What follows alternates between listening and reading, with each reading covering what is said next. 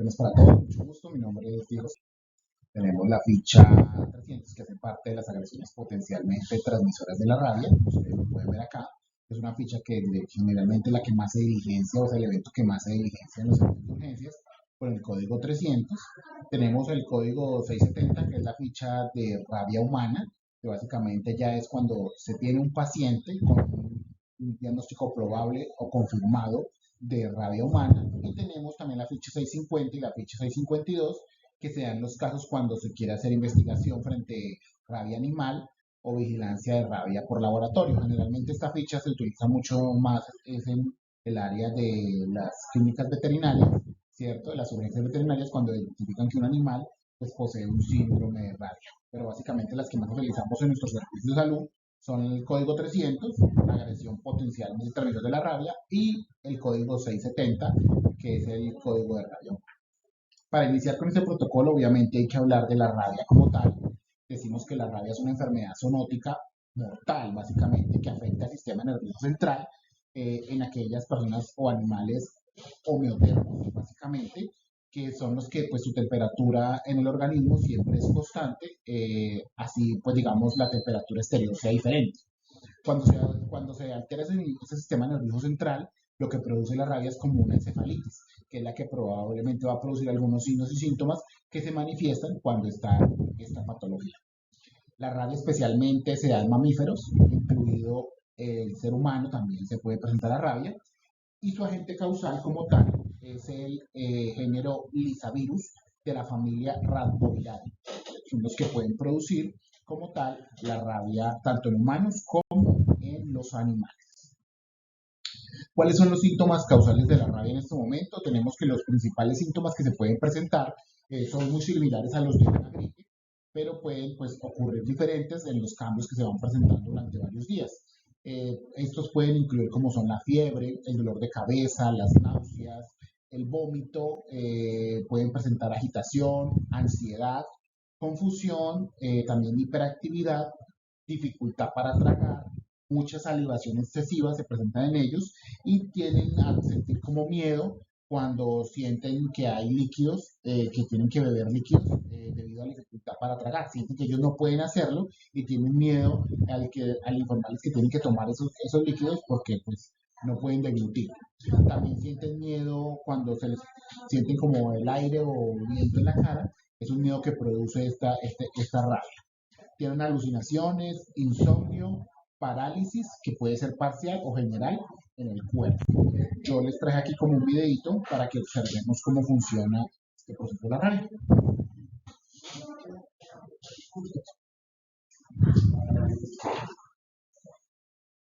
Что случилось, скажите мне? Случилось позавчера, значит, что-то со мной случилось, начал плохо себя чувствовать как? Неправильное движение, была потеряна координация движений, раз. Потом небольшие позывы были рвоты, два. И третье, даже так, пока можете за секунду оставить? Да ничего, я потом отрежу. Я не помню. Дышать трудно сейчас, да? Дышать трудно? Дышать сейчас трудно. Значит, скажу, невозможно, это вчера стало пить, до этого пил нормально. То есть, что невозможно, скажите? Пить, вода не идет, то есть она отбрыкивается, не воспринимается, так же, как и еда. Так, скажите так, а до этого, вот как все началось все-таки, что почувствовали? Началось как? Рука заболела вначале. Рука какая? Правая рука, но я думаю, не связано с этим. Просто у меня рука вот здесь была, просто не мог я нормально спать. Это была четверг-пятница. Потом поехал на дачу, и что-то на даче я так, почувствовал, как плоховатенько. Температурка была? Была. Была, да? Сколько? Я не мерил, наверное, 38 было точно. Не меньше. Так, теперь давайте отойдем чуть-чуть назад, в сторону. Была какая-то собака? И собака, был февраль, и, может быть, покусал енот, может быть. Вас енот покусал? Ну да, может покусал. собакой. Ну, собака, да. Каким образом? Где вы с ним встретились? Да вот он на дачу прибежал, хотел покормить его, дал ему, ну вот он это и тяпнул немножечко. Но я был в перчатках. Я залил себя полностью, ну там, где был спирт, йод, и прижег. И не помню даже, не помню, не буду врать. Давно было, вот, ну не буду врать, не буду. Ну хорошо, если сейчас предложить водички попить, как? Нет, ну я попробую, только посмотреть, что из этого получится. Я боюсь, конечно. Мне уже это... Ему было плохо после воды. Так, ну тогда не надо. Ну давайте попробуем. Ну если будет нехорошо, не надо. Таза еда. Не надо тогда. Так. А вот скажите, а со слюной как сейчас? Отходит. Отходит. Ну много слюны или нет? Ну, средняя. А Я бы не сказал, что глотается, нет? тяжело глотается. Глотается, но тяжело. А вот скажите, вот вода не хочется глотать. А если, скажем, сок или там, скажем... Сок не помню. Я думаю, что теплый лучше. Я там пил, ну, на даче был, ну, когда вот позавчера, я пил, ну, теплый чай пил. Сок Получалось, пил, да? Ну вот, а сейчас, вот, значит, воздухом, если вот так вот подуть, Ну, сразу такой, вот такой, не знаю как, вот рефлекс, наверное, создается. Вот нет воздуха, ну или звук. что? Вот нет воздуха такого сильного, ну или звук. Как идет воздух, приток, сразу начинается рефлекс рта открывания. Понятно. Ну-ка слюну попробуйте сейчас глотнуть. Проглотилась, да? Да. Ну, а вот ветерком сами себе подуйте, как сейчас. Вот, ну.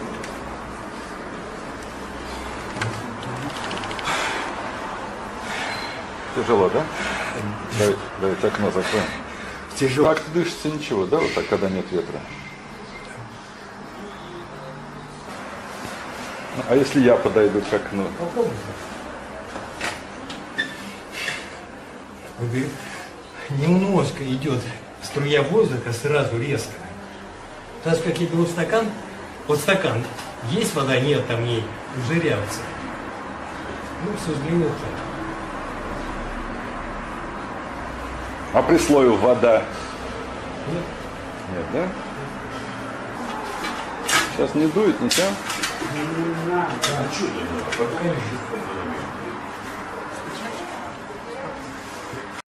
Bueno, y pudimos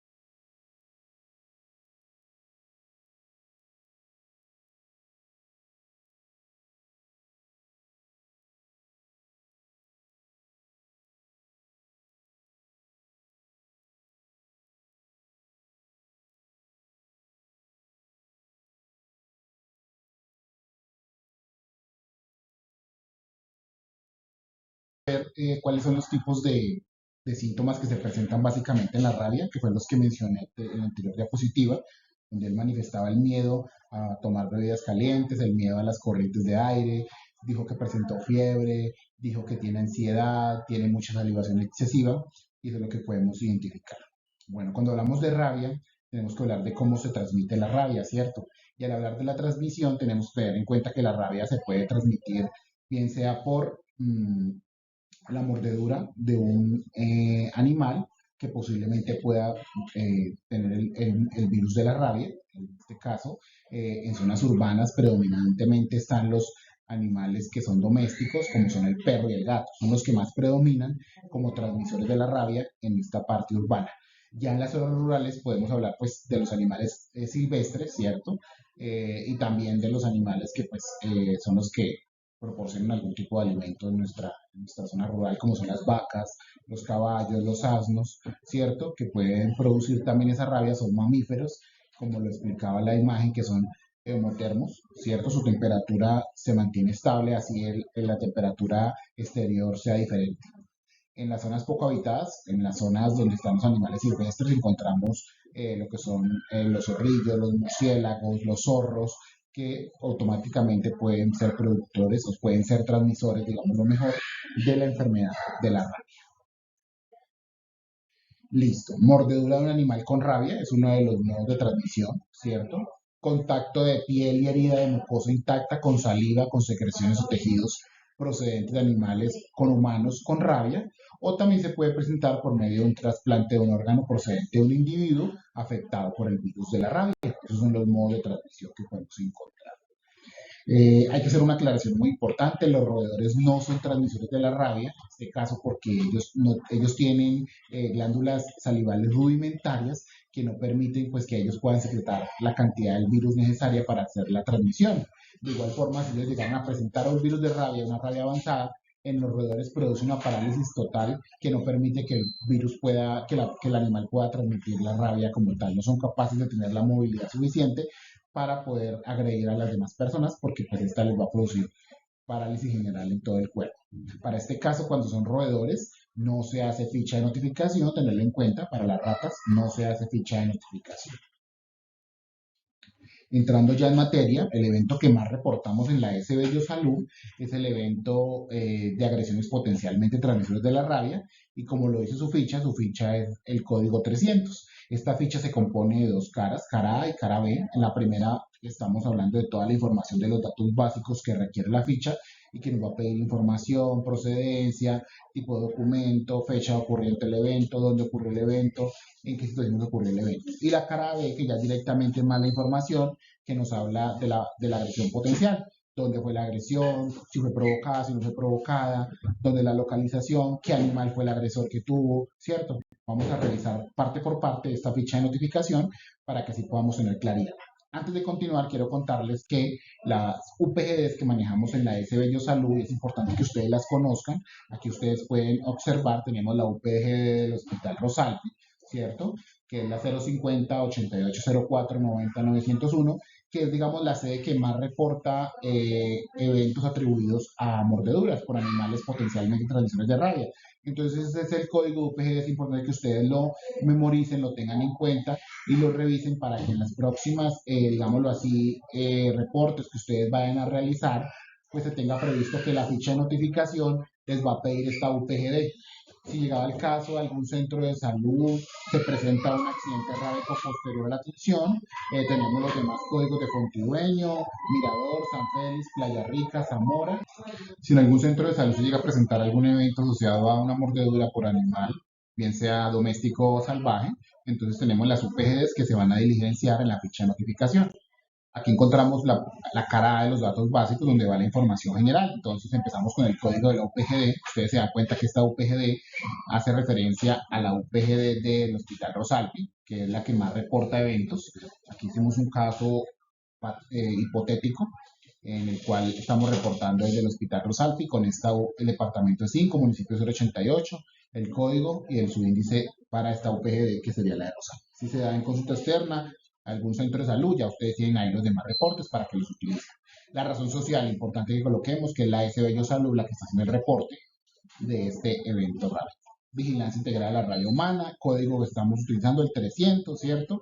Agresiones potencialmente transmisores de la rabia, fecha de notificación, que en este caso pues dijimos que la fecha es la 000000, tipo de documento de identidad, cédula de ciudadanía, número de identificación, como ustedes lo pueden ver, nombres y apellidos del paciente, Armando Casas de Barro, teléfono, la fecha de nacimiento del paciente, la edad, la unidad en años, que es muy importante que la marquemos, el sexo, la nacionalidad para este caso es Colombia y el departamento Antioquia Bello. ¿Dónde ocurre el caso en este caso? Aquí nos dice que ocurrió en el área rural disperso. Si fuera en el área urbana, ¿dónde va? Cabecera municipal. Cabecera municipal es el área urbana, siempre va a ser 1 o 3. O rural disperso, que sería el 3. En este caso, no aplica localidad ocurrencia del caso, no aplica barrio, no aplica cabecera municipal, pero sí aplica la vereda, que fue la vereda Hato Viejo. Aquí la profesión, es importante que coloquen la ocupación de la persona. Eso es un dato epidemiológico que nos sirve para determinar vigilancia rutinaria, para determinar en qué población se está presentando en mayor cantidad de estos eventos de accidentes rábicos. Por eso es importante que la pongamos. En este caso, este señor es cesante, no trabaja, ahí se coloca la información. El régimen de afiliación, si es contributivo, si es subsidiado, si es de sección o si es especial, ¿cierto? Si es especial, policía, docentes, que son los de manejo especial según el régimen de salud, o si es un subsidiado, si es un contributivo, o si es un no asegurado, o de pronto población pobre no asegurada, y en este caso los pacientes venezolanos que no tienen aseguramiento irían en esta posición. Aquí la EPS, este señor subsidiado de Sabia Salud. La pertenencia étnica, aquí la pertenencia étnica de este paciente es otra porque no pertenece a ninguna, ni es indígena, ni es ron, ni es raizal, ni es palenquero, ni tampoco negro mulato, es otro. El estrato, muy importante que indaguemos con el paciente qué estrato es el señor, si es 1, 2 o 3, para establecer una ficha de notificación, que es un dato epidemiológico para la hora de caracterización de esta información. La selección de los grupos poblacionales es muy importante esa información que también la relacionemos, si el paciente es desplazado, si es migrante, si es una persona privada de la libertad, si es una gestante, importantísimo este dato, si es un habitante de calle, si es una persona infantil del ICBF, si es una madre comunitaria, si es un desmovilizado o si es un paciente psiquiátrico o es víctima de violencia armada. En este caso, el señor Armando Casas dice que pertenece a otros grupos poblacionales porque no hace referencia a los que se mencionan acá en la ficha. La notificación, la fuente. Entonces, siempre que vamos a colocar la fuente, aquí para ustedes que lo hacen desde la consulta, siempre va a ser notificación rutinaria. Ténganlo en cuenta porque es la que se hace día a día durante la consulta, tanto en urgencias o la consulta ambulatoria. Ya los otros ítems se hacen cuando se hace la búsqueda activa bajo las historias. Algunos de ustedes de pronto cometen la omisión, el error de que generaron una mala clasificación o no hicieron la ficha de notificación. Nosotros en la BAI, que hacemos directamente de vigilancia, determinamos que hay un diagnóstico que no se le hizo ficha de notificación y esos son los que aplican para búsqueda activa o búsqueda activa comunitaria o alguna investigación o una vigilancia que se haga intensificada. Pero generalmente para ustedes en consulta va a ser notificación rutinaria. El país y departamento y municipio donde ocurrió el evento. En este caso fue Colombia, Antioquia y Bello. La dirección donde ocurrió el evento dice que la residencia, acá fue la vereda Hato Viejo, ¿cierto? Ahí tenemos que fue en esa la dirección de residencia del usuario, ¿cierto? Del usuario de donde vive ese señor. ¿Dónde vive ese señor? Vereda Hato Viejo. Fecha de la consulta. ¿Cuándo fue la fecha de la consulta? Aquí dice que la fecha de la consulta fue el 12 de febrero del 2024. Y el inicio de síntomas, o sea, cuando ocurrió la lesión, fue el 11 de febrero del 2024. Ya consultó al día siguiente. Clasificación inicial del caso. Importante que lo tengamos en cuenta.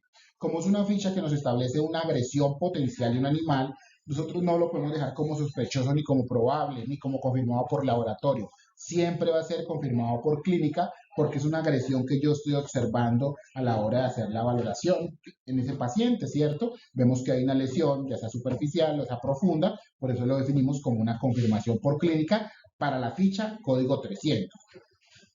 Si fuera la ficha que es la que habla de rabia humana directamente, esa ficha sí podría ser sospechosa o probable, pero en este caso, como es una lesión confirmada en la clínica, se confirma por clínica esta ficha de notificación. En este caso, pueden haber pacientes que requieran hospitalización porque puede que tenga algunos síntomas, ¿cierto? En este caso, este paciente no presenta ningún otro síntoma, sino solamente la lesión que obtuvo, por tal no se hospitalizó, no hay fecha de hospitalización. Condición final del paciente, ¿cómo se va del servicio de urgencias? Pues se va vivo, el paciente sale vivo, ¿cierto? Si ya el paciente sale muerto, pues nos toca dar la fecha de función del paciente y automáticamente yo creería que había que hacer la otra ficha de rabia humana porque hay quien trae si ese paciente tuvo una rabia humana probable, pero en este caso el paciente sale vivo, sin ningún síntoma asociado a rabia por tal motivo, pues no se coloca fecha de función. Si hay certificado de función, el número de certificado de función. Y el diagnóstico si hubiera muerte, cuál es la causa de la muerte. Aquí importante que ustedes me diligencien el nombre de quien realiza la ficha para los posibles seguimientos que hace el técnico de saneamiento y cuando nos pidan que pues, el médico tenga que hacer algún tipo de ajuste, tenemos esta información correspondiente. El teléfono, podemos colocar el teléfono institucional para casos de seguimiento. Ya vamos con la cara B, que es directamente lo que nos habla de la ficha de la agresión potencialmente transmisible de la rabia. En este caso van los datos nuevamente de identificación del paciente, ¿cierto? El paciente Armando Casas de Barro, el número de identificación CC y el documento que ya ustedes pues saben que deben diligenciar. Aquí ya va todos los datos de la agresión o contacto, la especie agresora y la clasificación de la exposición. Para tener en cuenta este ejercicio, ahorita les voy a mostrar un cuadrito donde les voy a explicar cómo se hace el proceso de la clasificación de la exposición. Pero empecemos diligenciando la ficha. Entonces aquí dice que el tipo de agresión, dice fue un perro, una mordedura, ¿cierto? Una mordedura que ocasionó un perro, según lo que nos dice la ficha de notificación. Dice, si marcó una mordedura, seleccione el área del cuerpo. Entonces, si fue un área cubierta o un área descubierta. Para este paciente fue un área descubierta del cuerpo. Listo. Ahora nos dice, tipo de agresión, ¿fue provocada o no provocada? El señor en la consulta no nos colocó nada, no nos dijo nada, pero en lo que hicimos la evaluación, volvimos a realizar la historia clínica y nos dimos cuenta de que no fue provocada esa lesión. Entonces aquí ya insertamos que no fue provocada. Tipo de lesión, el médico colocó que es una lesión múltiple, van teniendo en cuenta. Dice que es profunda o superficial, dice que es una lesión profunda. Dice que la localización de la lesión, o sea, donde mordió el perro, dice que fue en manos o dedos, ¿cierto? Dice que cuando fue la fecha de agresión, dice que fue el 11 de febrero del 24 y la especie agresora fue un perro. Le preguntaron al paciente si el animal es vacunado, él dijo que desconocía si el animal era vacunado. ¿Presentó carne? No presentó carne, por ende no hay fecha de vacunación. ¿Tenía el nombre del propietario del perro? Sí lo tenía. Ramirico Páez Pérez colocó el nombre del agresor, del responsable del agresor. La dirección, Vereda Toviejo, Iglesia. Mira, él colocó un dato muy valioso, que es que ese sitio donde queda la dirección es cerca a la iglesia. Y es un punto de información para que cuando se haga la visita de campo se pueda como llegar muy fácil a la dirección que establece. Un teléfono valioso porque el que hace la visita de campo puede comunicarse con el agresor y así poder hacer una visita mucho más confiable en el domicilio y poder observar el perro. El estado del animal al momento de la agresión. Él dice que lo desconoce el estado del animal porque pues en ese momento él lo mordió y pues no vio al animal, pero que lo veía bien. ¿Estaba el animal al momento de la consulta? Está vivo el momento porque él, pues después de eso está vivo el animal.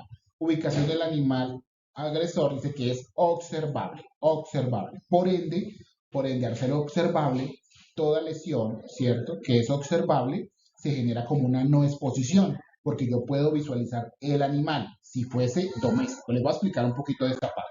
Entonces aquí tenemos la clasificación de agresiones potencialmente transmisibles de la rabia para que lo tengamos en cuenta.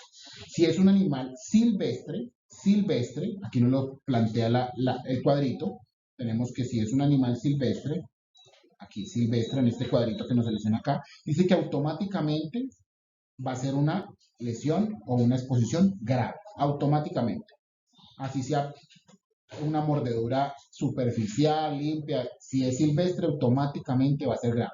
No tiene vuelta de hoja. Pero si es un animal que es doméstico, que puede ser perro o gato, ¿cierto? También puede ser grave en las siguientes condiciones. Cuando no es observable, ¿cierto? Cuando no es observable o cuando el animal está muerto, ¿cierto? Cuando no es observable, pero si la lesión fue en cabeza, cara, cuello, si la lesión fue en manos, pies, genitales, si la lesión es múltiple y si la lesión es profunda. Se define como una exposición grave. Tenganlo en cuenta. Perros y gatos no observable, con lesión profunda, múltiple, ¿cierto? Que se dio en cabeza, cara, manos, pies o genitales. Hasta ahí claro, ¿cierto? Ahora vamos a hablar cuando es un animal doméstico, pero tampoco es observable el animal, no es observable el animal, pero la lesión se dio en tronco y extremidades. Se dice que es una exposición leve, ¿cierto? Cuando es no observable, pero la agresión se dio en tronco y extremidades, ¿cierto? Va a ser leve. Cabe recordarles, obviamente, que si es en tronco y extremidades, va a ser una mordedura superficial y una mordedura no profunda, para que sea una exposición leve. Cuando en perros y gatos el animal es observable, así la lesión sea profunda, así la lesión sea múltiple, así sean dedos y manos, va a ser una no exposición, tengámoslo en cuenta, ¿listo? Cuando el animal es observable, así haya algún otro síntoma asociado, así haya otra localización profunda, superficial, si sea en manos, dedos, así sea observable, automáticamente va a ser una no exposición. Creo que quedó claro este cuadrito, es muy fácil de entender. ¿Cuándo es una no exposición? ¿Cierto? Cuando el animal se pierde, va a ser leve. Cuando el animal está muerto o está, por su tecnología falleció, es grave. O cuando el animal está muy comprometido, también puede ser grave. Cuando no hay no exposición, o sea que no hay una observación de ese animal. Básicamente, en base a esta clasificación que yo les doy, existe una serie de orientaciones que nos da el protocolo para el manejo con esos pacientes. Me llega un paciente con una mordedura que yo definí que es una no exposición. A ese paciente solamente voy a hacer el lavado de la herida con jabón en polvo, no importa la marca, eso de que sea una a la otra no importa, es una herida que debo lavar con suficiente jabón y agua durante por lo menos unos 5 minutos esa herida. Si es una exposición leve, en este caso, vamos a hacer aplicación de vacuna de 4 dosis y lavado de la herida, ¿cierto? Es lo que vamos a ordenar a este paciente. Pero si es una exposición grave, vamos a hacer lavado de herida, vamos a ordenar vacuna y vamos a ordenar inmunoglobulina. Ustedes realizan la fórmula, ¿cierto? Ustedes realizan la fórmula para estos pacientes y ya Vigilancia Epidemiológica se encarga de hacer la solicitud directamente a el área de vacunación PAI aquí en la Dirección Local de Salud. Ellos nos autorizan el tratamiento y nos lo envían, ¿cierto? Así básicamente. Aquí es importante que le preguntemos al paciente antecedentes de inmunización, porque si este paciente ya fue vacunado, obviamente no hay que volver a formular la vacuna.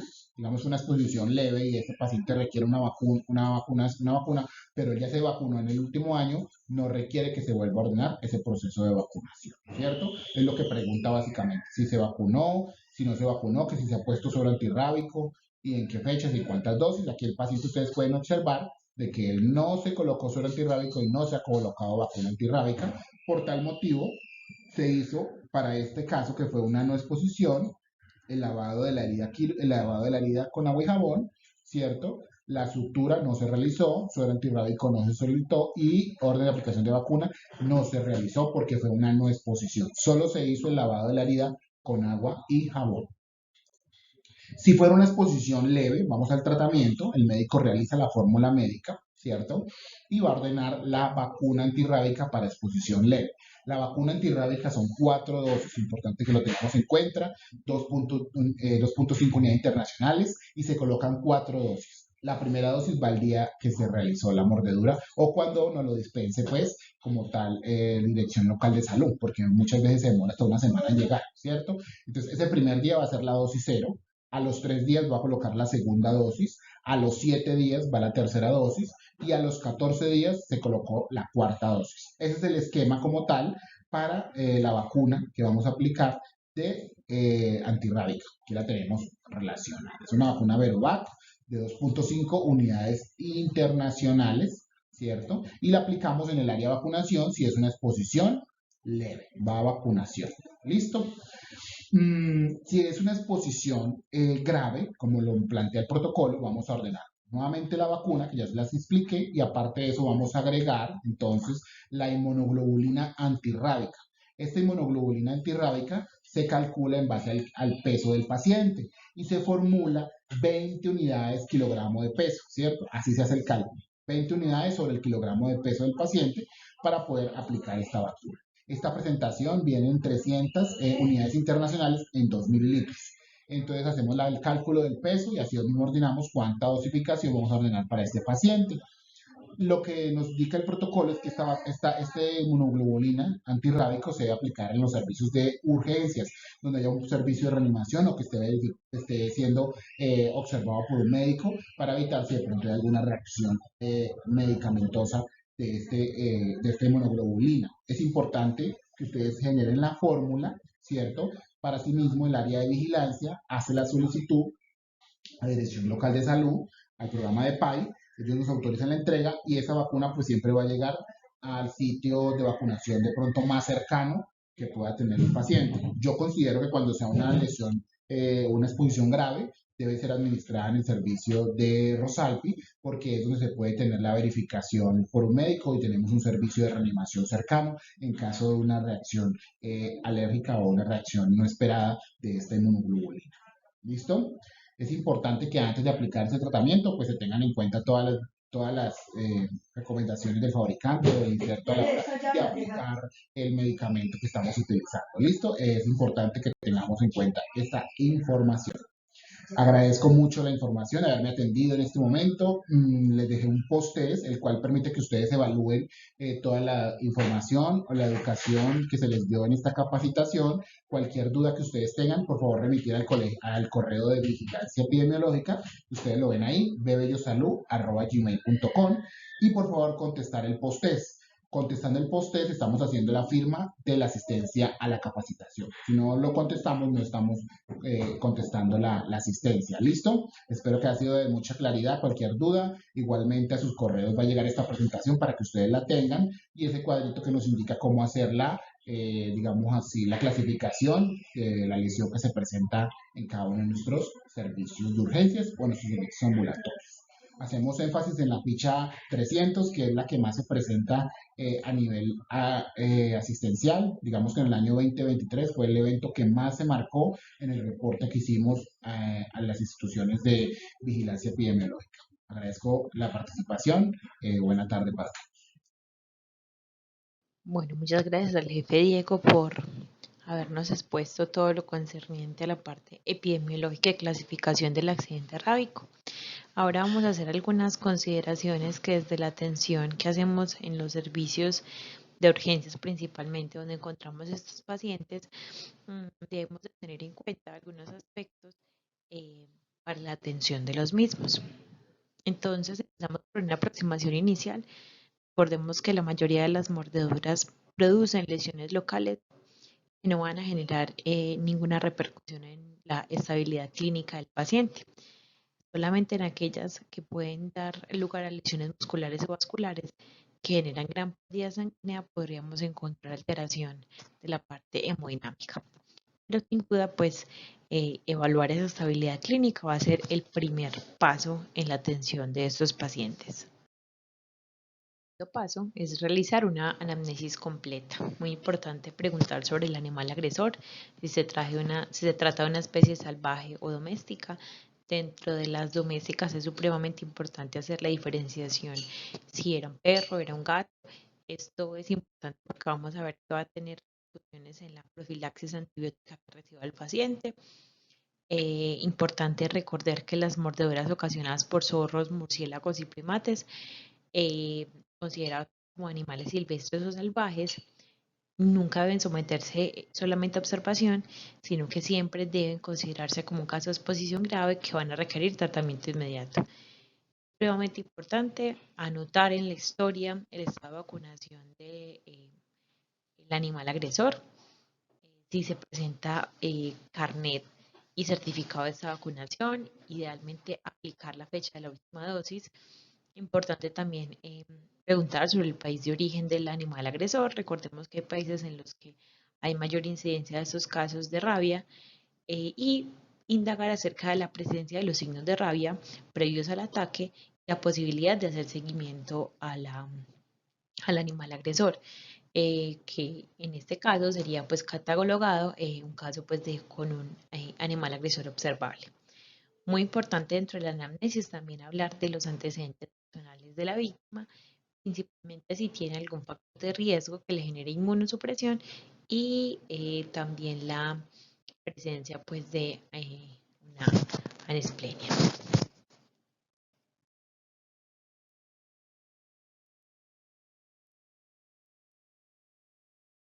El tercer paso dentro de la atención de sus pacientes es la exploración física.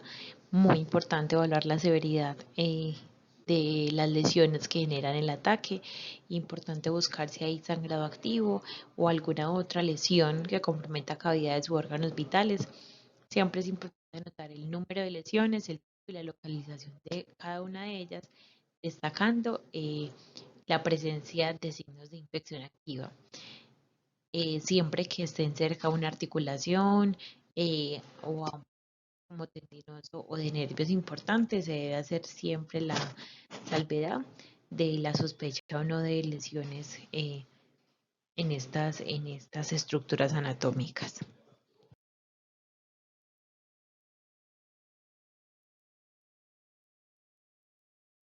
En la gran mayoría de los casos no va a ser necesario ordenar ningún examen complementario, ¿cierto? Con el examen físico casi siempre va a ser más que suficiente para definir el compromiso que pueda tener el paciente y cuál sería pues como el manejo de acuerdo a esta clasificación de las lesiones.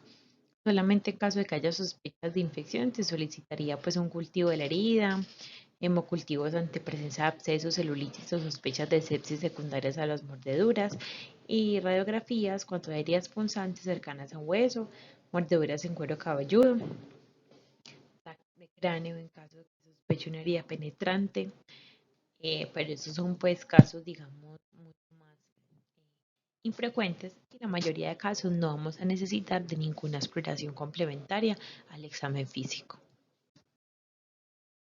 Respecto al tratamiento de la herida, entonces el primer paso es una limpieza meticulosa para prevenir infecciones y transmisión de enfermedades. La sugerencia es irrigar con abundante suero fisiológico, evitando hacer mucha presión con el suero sobre el tejido para evitar que se haga mucha más lesión de la que ya tiene el paciente con la mordedura. Se debe eliminar todo el tejido que esté desvitalizado y retirar cuerpos extraños que estén visibles. Recordar que la sutura solamente se hará casos pues, en los que sea estrictamente necesarios. Va a depender de la localización de la herida, indicándose pues, que en heridas no infectadas de menos de 12 horas, en cuerpo 24 horas en cara y de localización de distintas manos y pies, se haría con el fin de disminuir infección y consecuencias estéticas. Recordar que se difiere para cierre secundario aquellas heridas de C tendrían pues como alto riesgo de infección. Las indicaciones entonces de cierre por segunda intención serían lesiones por aplastamiento, heridas en pies o manos, que ya lleven más de 12 horas de evolución en cuerpo y 24 horas en cara, mordedura de humano o de gato, exceptuando las faciales, y pacientes que estén inmunocomprometidos, eh, también pues preferiría un cierre por segunda intención por el alto riesgo de infecciones.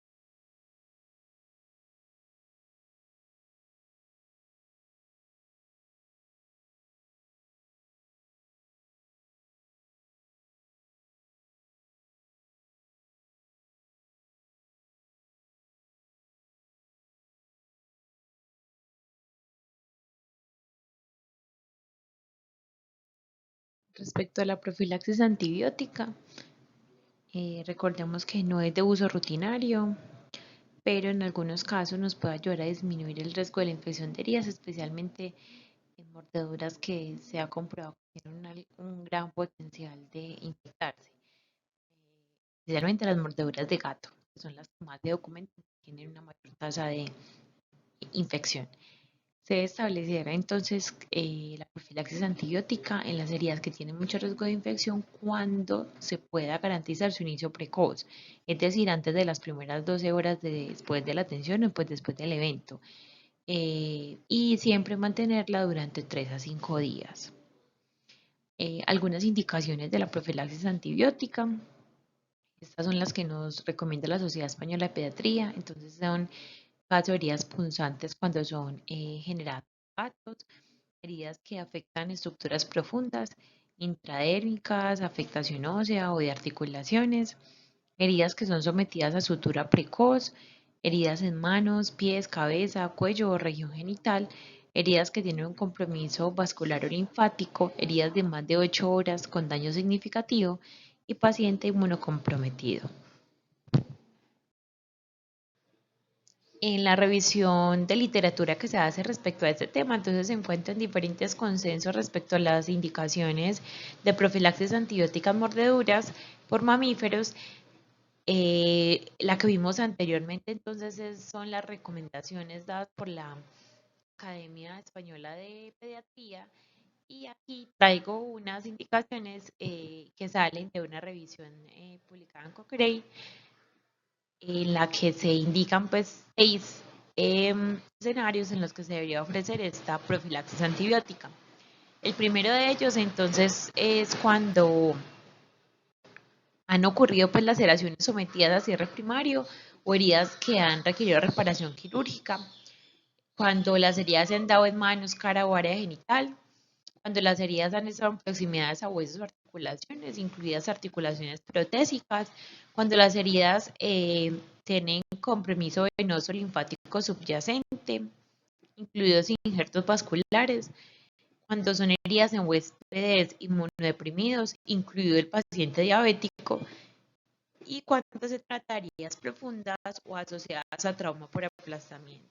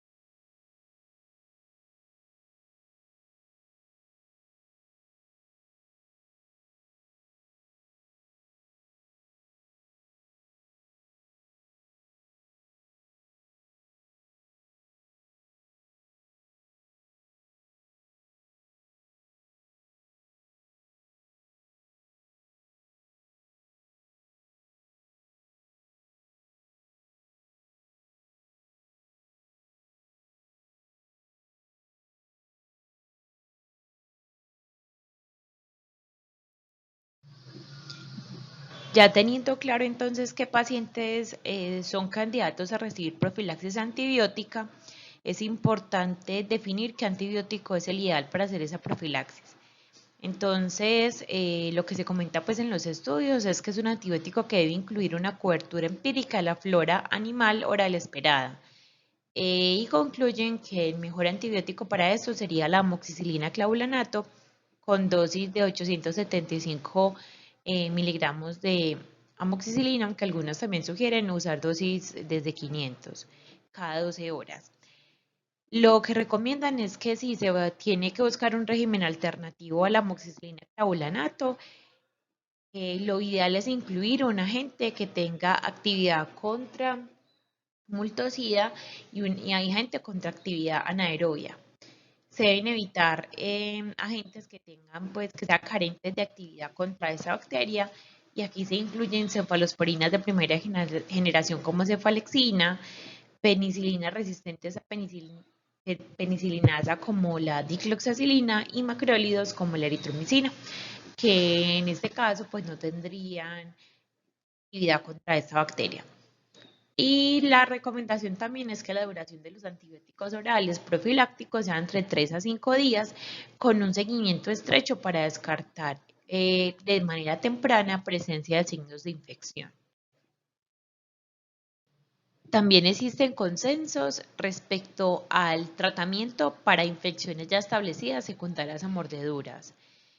En este caso, entonces, hace diferenciación entre las mordeduras cuando son de origen humano de perros o cuando son ocasionadas eh, por un agresor, pues un animal agresor felino. En este caso, entonces, para mordeduras por humanos o perros se recomienda también para tratamiento la amoxicilina clavulanato cuando el paciente va a ser tratado de manera ambulatoria.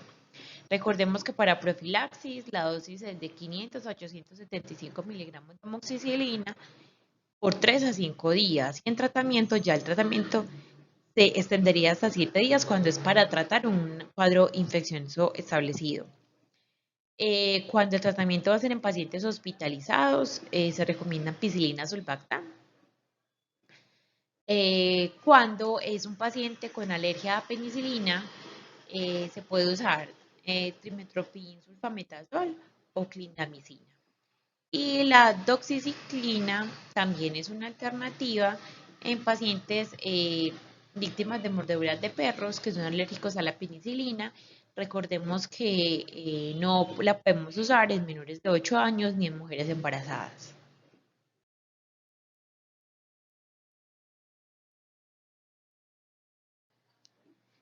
Cuando lo que queremos tratar es una infección secundaria a una mordedura de gato, lo ideal es tratar con una fluoroquinolona. En este caso, digamos la que tenemos disponible sería la ciprofloxacina. La dosis de tratamiento son 500 miligramos por vía oral 2 veces al día durante 5 a 7 días. Ya que esto pues también va a ser con buena actividad contra la bacteria pues del mutocida.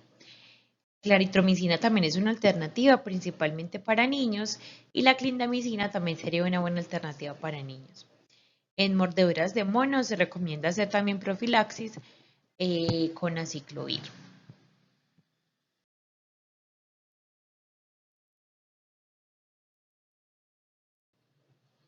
Otra de las consideraciones muy especiales que debemos de tener cuando estamos enfrentándonos pues a un caso de mordedura pues o accidente rábico en general es la profilaxis antitetánica. Entonces recordemos que la indicación de la vacuna y la gamaglobulina específica van a depender tanto de las características de la herida como del estado de inmunización del paciente. Recordemos la clasificación de lo que es una herida tetanígena y lo que es una herida de alto riesgo. Entre la herida tetanígena son heridas que tienen un importante compromiso el tejido desvitalizado, con herida punzante, contaminada con cuerpo extraño, que heridas que van a precisar intervención quirúrgica cuando esa se retrasa por más de 6 horas o en el paciente séptico. Y las heridas de alto riesgo son heridas tetanígenas contaminadas con gran cantidad de material o que se presenten en grandes zonas de tejido desvitalizado.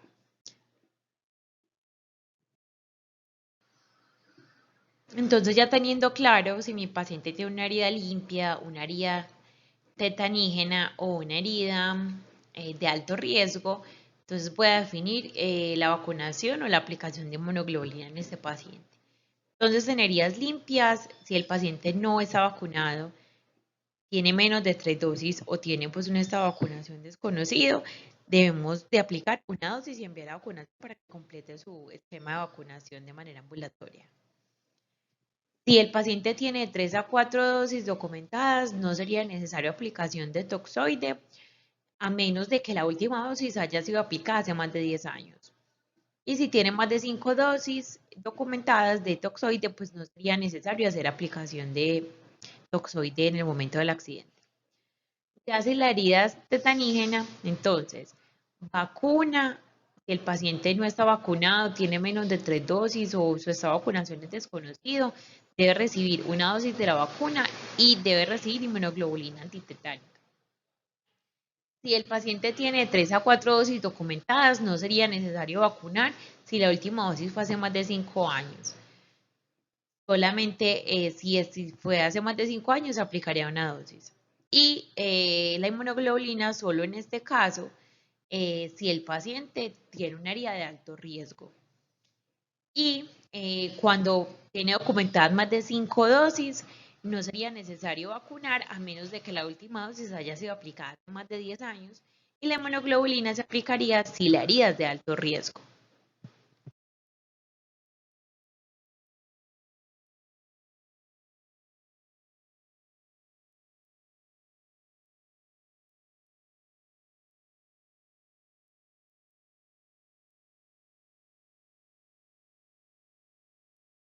Respecto a las situaciones especiales en profilaxis antitetánica, entonces recordemos que desde 1994 la OMS recomienda no aplicar profilaxis antitetánica en mordeduras por roedores, ya que se ha demostrado que en América Latina la incidencia pues, de estos casos de enfermedad transmitida por roedores es muy baja, entonces no es una indicación en mordedura por roedores.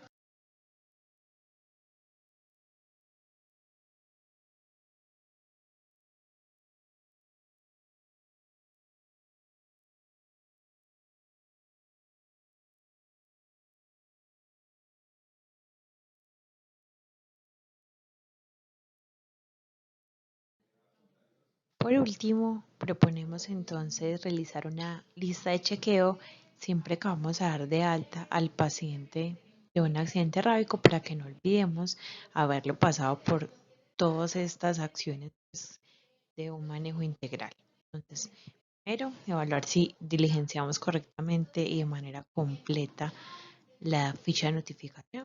Segundo, si hicimos una correcta clasificación del accidente, exposición leve o exposición grave. Cero, que hayamos hecho un correcto manejo de la herida, con lavado de la herida, sabemos solución salina, si se evaluó la necesidad de sutura. Segundo, si el paciente cumplía o no criterios de profilaxis antibiótica y si cumplía o no de profilaxis antitetánica.